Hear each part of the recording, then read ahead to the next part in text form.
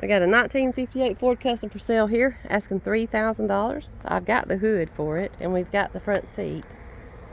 This is a nice car. Somebody started on it. Somebody needs to come get it and finish it.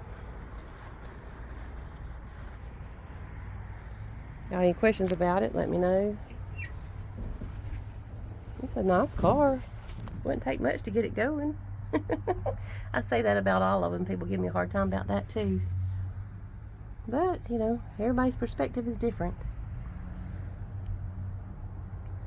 There's the back seat. I got the front seat right here too.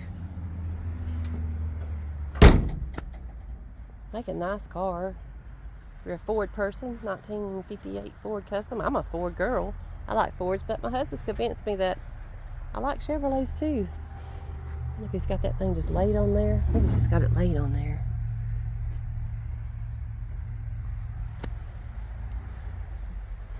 We're here in Toccoa, Georgia. WW Kustomz. 706-244-4338. Let me know if we can help you with anything. We're asking $3,000 for this thing. We're taking offers.